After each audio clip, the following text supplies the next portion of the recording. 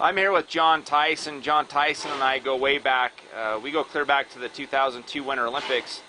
John Tyson's been one of the engineers that's just been basically a hallmark of the Nevada Northern Railway for a long time. And the interesting thing about John is John spent a lot of his life as a TV broadcaster doing specific documentaries, mostly history related.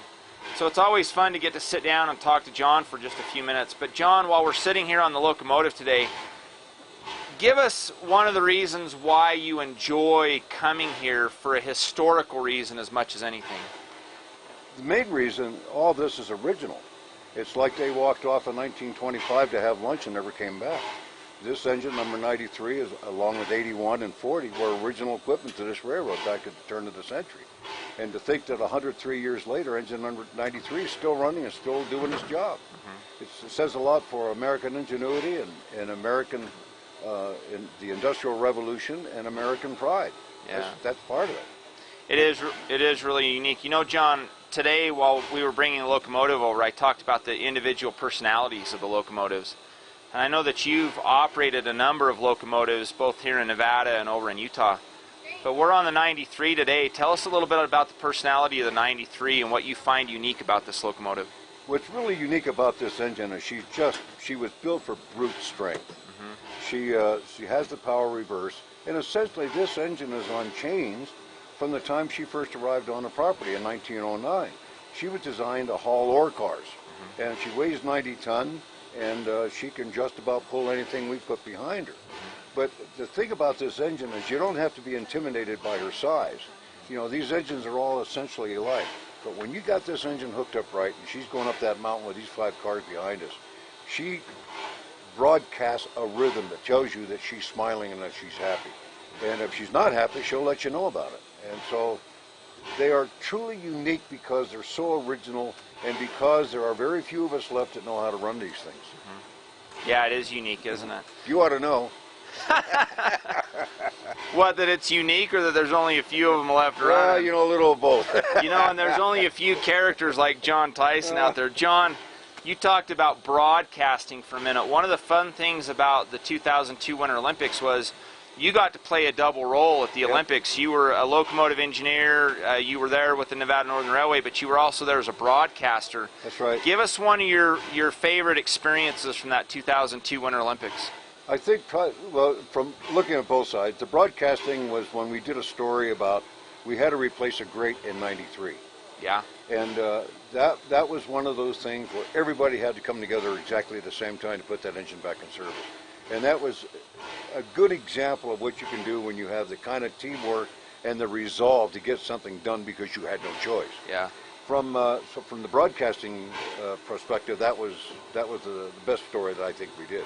The other thing I liked was the fact that I had engine 75 every day, which was an older 280, and I had the breakfast train every morning. Yeah. And I can't ever remember being that goddamn cold. Going down the track with your head out the window because you had no choice. Track speed was 15, and the wind was in your face, and my face froze. It didn't thaw out for 2 years. But that was but coming back up the hill, I had 618 behind me also. We double-headed coming back up the hill. And being able to talk to 618 and maintain track speed and all that noise was just music to our ears. Yeah, it was neat. Yeah. John, you talked just a minute ago about teamwork, and I mentioned also today in an earlier segment of the video, but one of the things I like about Nevada Northern Railway is there really is a sense of team and teamwork here. Tell us why it's important for you as a locomotive engineer, and obviously as one that continues to come back, to have that team spirit with what we do. First of all, you have the camaraderie. I know everyone that works here. They know me. They know our quirks, they know our personalities. But the thing is, and I learned this in television, when I did a live shot, there were 11 people working real hard to make sure that live shot came off. I was just the on-air talent. It's the same with being the engineer. I could not run this engine if about 8 different people weren't doing their job exactly the way they were supposed to. And so it's that camaraderie and the respect for those who work very, very hard to keep these engines in service. And that gives you a deep feeling of humility. Yeah. Because, you know, I've been pulling the throttle on these things since 1999, but it never ceases to intrigue me about how many people work so gall dang hard to keep these engines in service. Yeah. It really is amazing, isn't it? It is amazing, absolutely. John, I got to tell you, I've got a lot of great memories, particularly with you included in them, the Olympics, the time over here at the Nevada Northern, even the dinners that we had the other night. You know, it's like just every day. Yeah. You know, it's been a while since we've been together, but it's every time we get back together, it's just like old home. That's exactly old right. home We day. just met again day before yesterday. That's exactly right. So, John, thanks so much for your friendship. I really appreciate it. Well, you did a good job for us, John, by coming over here and helping us. And sometimes it's nice to know what you're doing that you could do better, but it's also nice to know what you're doing right. Yeah. And so in that respect, I wish you could come over every year and give us a refresher, because we got new people like Angie and Henry and some of the others that are up and coming, and they're going to take over this right seat someday. It is, and it is. It's going to be left to the younger people. I agree. And thank God there's going to be younger people that are still. That's exactly right, because some of you are getting a little bit older while the rest of us keep staying younger. There's no question about that. Yeah. Some people say I interviewed Kit Carson back in 1845, and I can't deny it. John, thanks again for your time. Thanks for letting me take your locomotive today. You're welcome anytime, and my thanks friend. for your help and friendship. It means a lot to us. You betcha, my friend. Take Thanks, care, buddy. John. Thanks. All right.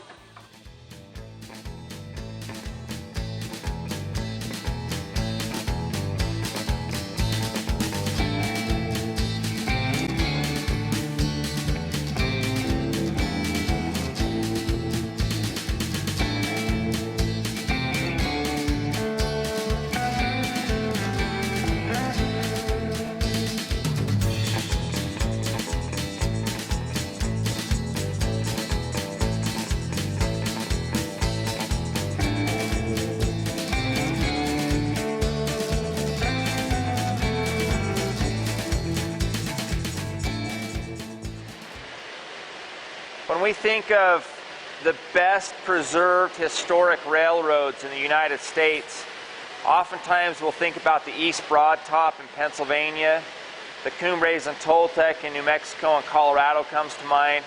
My personal favorite is the one that I'm standing at right now today, which is the Nevada Northern Railway in Ely, Nevada.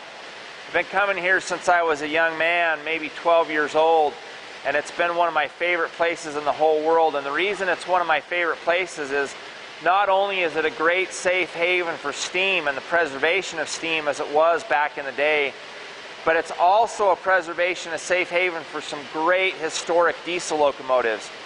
Standing in the locomotive shop right now today, we've got three steam locomotives, the 81, which you can't see, which is to the left of me here, the 40, which is right over my shoulder, the 93 is parked next to it, and on the other side of the 81 is a steam-operated snowplow.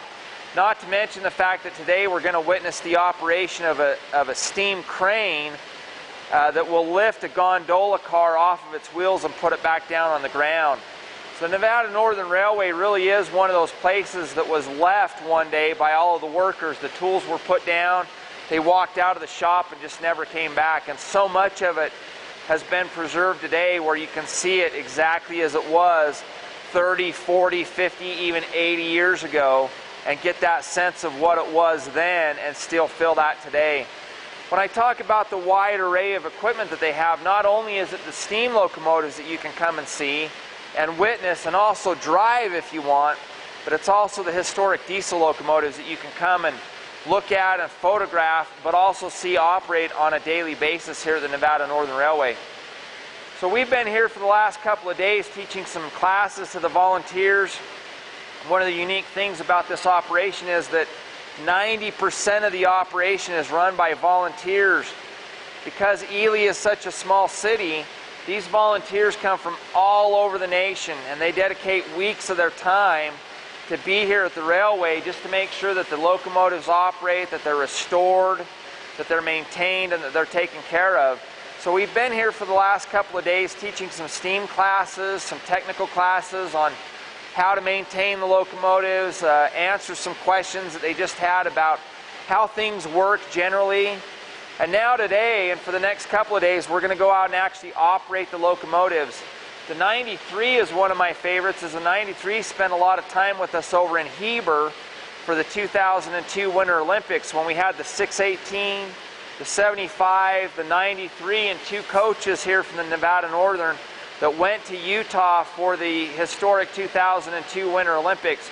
And those 3 locomotives operated constantly for 30 days straight. And when I say constantly, we literally ran those locomotives almost 24 hours a day for that entire Olympic period. So that 93 and this railroad has a lot of personal significance to me, but we're hoping to introduce it to all of you and hopefully invite all of you to come out and see one of America's greatest preserved historic railways, and probably one of the best preserved railways in the entire world. So we hope you enjoy your stay with us here at the Nevada Northern Railway in Ely, Nevada. So I'm here with one of the greatest treasures at the Nevada Northern Railway. This young man's name is Lennox, and he's 9 years old. And I was really impressed to watch him walk in the door, because I have a 9-year-old son of my own who I wish I could have brought with us on this particular trip, because he just loves trains. But as I was talking to Lennox, Lennox was actually telling me how they fire the number 40 up. So Lennox, when they get ready to start the number 40, what's the first thing that they do? They take a big piece of cotton and they put a bunch of oil on it, and then they take a match and throw it on it and then throw it in the firebox.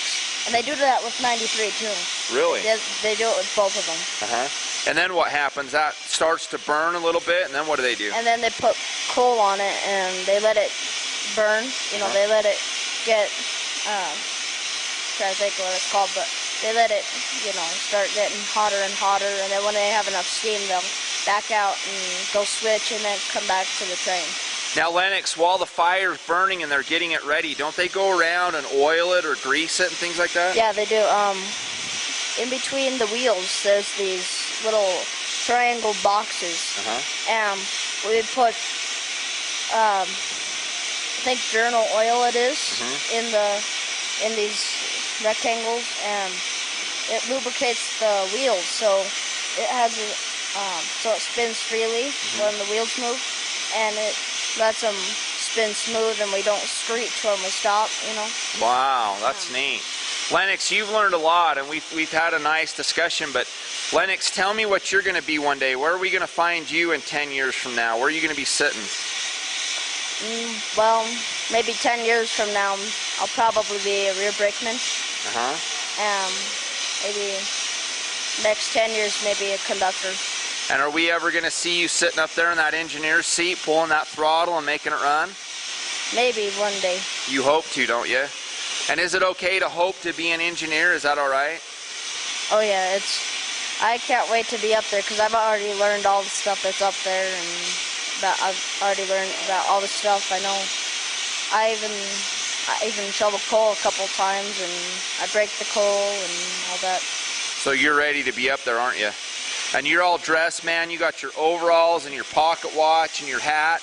Did you know that to be an engineer you have to have a certain number of hat pins, and you already have all those hat pins? Did you know that? Nope. You didn't know that, huh? I knew that because I used to have a whole bunch of pins on my hat too. And then I had an engineer tell me, oh, he counted me, he says, oh, you got enough pins to be an engineer now. So you just keep gathering up those pins, will you? Okay, it's been a lot of fun being with Lennox today, and Lennox is going to be around all day. He works on the train, he helps with the train rather. And what's impressive to me is that a young man this age is invited to be here. He clearly feels welcome to be here, and they found little things that he can do that, you know, are safe for him and that aren't going to get anybody in trouble, and he can do those jobs and be responsible. And I'm amazed as I watch my own kids grow up how responsible they are at such a young age. And here we have an example of a great 9-year-old, and I guarantee you that in the next 10 years, by the time this kid's 19, 20, 21, we're going to see him running these two locomotives. Now, Lennox, for your last question today, we asked you already which one was your favorite locomotive, and you said that you didn't have a favorite. So do you want to change your answer, or do you still like them both the same? I still like them both the same. Really? Yep. Okay. Well, you keep that. Lennox, thanks so much for being with us today, and we wish you the best of luck. And I'm going to come back in 10 years and do an interview with you driving that steam locomotive. Is that fair enough? Sounds pretty fair to me. Okay, great. Thanks, Lennox. I'm here with John McDonald, one of the locomotive firemen and engineers, and what's unique about John is he's quite young for the positions and the jobs that he has here. John started here a couple of years ago as a volunteer and then an intern, and now he's working here kind of as a job, a full-time thing, and wants to continue on with it and just really enjoys it. But John, tell us what it was that made you want to continue to come back to an organization as an intern or as a volunteer and now as an employee. There's got to be something that's really made you want to come back time and time again. Well, I really like the people around here, and the equipment is really interesting to work on. I've always liked trains ever since I was a kid, and you know, the chance just to work on steam locomotives as a job, that's pretty cool in my opinion. So yeah, it's pretty unique. There's not a lot of big steam jobs out there, are there? Nope. John, we were chatting with Lennox for a few minutes, and he told us that he liked both locomotives equally. We talked a little bit about personalities of locomotives. Tell us what you've noticed about the different personalities of the locomotives and which one you like a little bit better and why. Well, 40 runs a little easier in my opinion. It's easier to fire. 93 is a little bit harder, but it pulls better than 40. I'm not really sure which one I like more. Really? I don't know. I like 40 a little more. That's just. Do you? Yeah. I like 40 a little more too. You know, when we planned the 2002 Winter Olympics and we took the 93 over, my first pick was the 40. I wanted the 40 to go over there. I thought that would have been really neat. Yeah, that would have been cool. Yeah, it would have. So there are some other young people here that come around, and you seem to get along pretty well with them. What would you tell the younger people that get to watch this video about getting involved in a group? Would you encourage them to get involved and stay involved? I definitely encourage them.